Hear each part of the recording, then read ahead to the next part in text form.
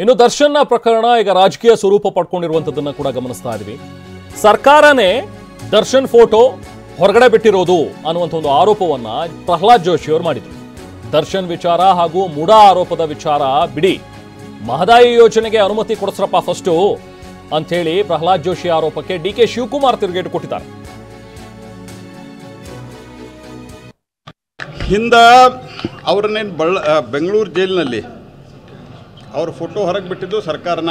ಸಾಕಷ್ಟು ಈ ಕೊಲೆ ಬಗ್ಗೆ ಜೂನ್ದಲ್ಲಿ ಕೊಲೆ ನಡೆದು ಸಹಿತ ಇಲ್ಲಿವರೆಗೆ ಇದು ರಾಜ್ಯ ಕಂಡಂಥ ಅತ್ಯಂತ ಕ್ರೂರವಾದಂಥ ಒಂದು ಹತ್ಯೆ ಆದ್ದರಿಂದ ಇದು ಭಾಳ ಚರ್ಚೆ ಆಗ್ತಾಯಿತ್ತು. ನನಗೆ ಅನ್ನಿಸ್ತದೆ ನ್ಯಾಯಾಲಯವು ಪರಿಗಣನೆಗೆ ತೆಗೆದುಕೊಳ್ತದೆ. ಯಾಕಂದರೆ ಇದು ಸರಿಯಲ್ಲ. ಇದೆ ನ್ಯಾಯಾಲಯ ಕೊಟ್ಟಂಥ ದಾಖಲೆಗಳನ್ನು ಇವರು ಹೊರಗಡೆ ಬಿಡುಗಡೆ ಮಾಡ್ತಾರಂದ್ರೆ ಇದಕ್ಕೆ ಯಾರು ಕಾರಣೀಕರ್ತರಿದ್ದಾರೆ ಅಂತ ಸಂಬಂಧಿಸಿದ ಅಧಿಕಾರಿಗಳ ಮೇಲೂ ಕಟ್ಟುನಿಟ್ಟಿನ ಕ್ರಮ ಆಗಬೇಕು ಅನ್ನುವಂಥ ಆಗ್ರಹವನ್ನು ಮಾಡ್ತಾರೆ. ಮುಂದೆ ಮೂಡಾ ಹಗರಣ ಬಂದ ನಂತರ ಮೂಡಾ ಹಗರಣದ ಬಗ್ಗೆ ಭಾಳ ದೊಡ್ಡ ಪ್ರಮಾಣದಲ್ಲಿ ಚರ್ಚೆ ಶುರುವಾಯಿತು. ವಾಲ್ಮೀಕಿ ಹಗರಣದ ಚರ್ಚೆ ಶುರುವಾಯಿತು.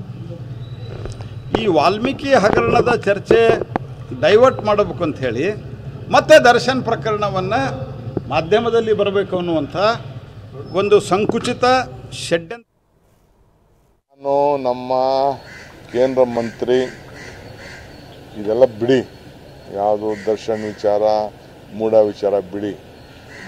ಈಗ ಮಹದಾಯಿ ವಿಚಾರ ಏನು ನಮ್ಗೆ ತೊಂದರೆ ಆಗಿದೆ ಅದಕ್ಕೊಂದು ಪರ್ಮಿಷನ್ ಕೊಡಿಸ್ರಪ್ಪ, ಭದ್ರಕ್ಕೆ ದುಡ್ಡು ಕೊಡಿಸ್ರಪ್ಪ. ಕೈ ಮುಗಿದು ಗಣೇಶ ಹಬ್ಬದ ದಿನ ಆ ವಿಘ್ನ ಎಲ್ಲ ನಿವಾರಣೆ ಮಾಡಲಿ ಅಂತ ಇಲ್ಲಿಂದನೇ ನಾನು ನಮ್ಮ ಪ್ರಹ್ಲಾದ್ ಜೋಶಿ ಅವರಿಗೆ ದೀರ್ಘದಂಡ